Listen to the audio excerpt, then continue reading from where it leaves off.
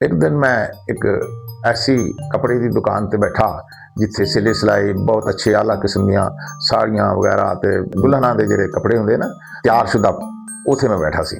मेरे दोस्त की दुकान सी, उथे एक लड़की आई बड़ी खूबसूरत ते पतली जी, ते उन्हें आके पूछा कोई अच्छा लहंगा या जो जो शादी का सूट होंगे ना पाने वाला बेहतरीन वो को है। तो वो दुकानदार कहता हाँ जी है, क्यों नहीं है, 5,000 का, 10,000 का, 15,000 का, 25,000 का है। वो कहती नहीं नहीं बस इन्हें 25,000 वाले बड़ा, इस तो वध नहीं सी लै सकते। लड़की ने क्या मैं दिखाओ जरा 25,000 वाला। जो 25,000 वाला कढ़िया तो देख के कहती कि मैं ट्राई कर सकती हाँ, पा के चैक कर सकती हूँ।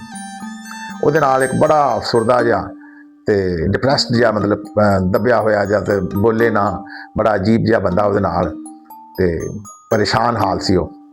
वो बंदा भी उथे नाल ओदे, ते कहंदी मैं सूट पा के चैक कर सकती, कहते करो। वो ट्राई रूम सी, उहदे विच जाके उन्हें अपना सूट बदलिया, सूट पा के बाहर आई ते दुकानदार ने बड़ी तारीफ की, क्या बात है, बल्ले बल्ले बल्ले, इन्ना सूट सज्जिया तेनू, कमाल हो गई है, तू तो इहो जी दुल्हन तो असीं कदी देखी नहीं, तेनू सज्जिया ही बड़ा, तेनू फिट ही बड़ा, पास ही बड़ा। तो वह कहती है ए मेरा खावंद आ, कहती जेड़ा मेरे नाल आ।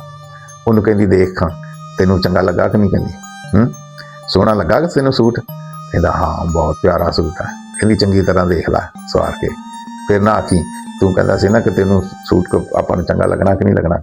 जो चंगी तरह देख लिया तो वह दुकानदार को कहती सूट अंदरों ला के लिया के कहती इन्हें पैक करके रख लो, कहती असी सिर्फ चैक ही करना सी, कहती इस वास्ते कि साडी शादी नूं अज 7 दिन हो गए तो मेरा बंदा रोज़ कहता सी कि आपां गरीबी विच ही शादी की आ, ते अगर असीं भी अमीर होंदे तो सोहना जिहा सूट पा के तू ही पाउंदी। तो मैं क्या अच्छा तेन सूट पा के दिखा दिन्नी आ, तो मैं इनू सूट पा के दिखाना सीगा। इस वास्ते तो दुकानदार कहता तेरे को पैसे है नहीं गे, कहती नहीं पैसे सीगे मेरे को, तो वो मेरी छोटी भैन जी सी MBBS कर रही सी। इस वास्ते मेरी माँ ने कहा कि अगर तू कुर्बानी देवे ना तो तू गरीबी च ऐसा सादा कपड़िया च शादी कर ला, तो पैसे इन्हू दे दे, अपना इम्तिहान पास कर लोगी। तो मैं पैसे कहती उन्होंने देते, तो मैं तो अपने खामद नूं राजी करने वास्ते कि खामद ये ना कहे कि मैनू सूट पा के असीं देखिया ही नहीं, जिंदगी इस तरह ही गुजार ली आ। अज 7 दिन होया साडी शादी नूं, असीं बेहतरीन जिंदगी गुजार रहे हैं, तो मैं अपने खामद नूं सूट पा के दिखाना सी, मैं दिखा लिया, तो मेहरबानी करके पैक करके रख लो। वो बड़े हैरान होए कि साडे नाल किहड़ी गल होई गई है। तो वीडियो अच्छी लगे तो इनू लाइक करना और चैनल में सबसक्राइब करना।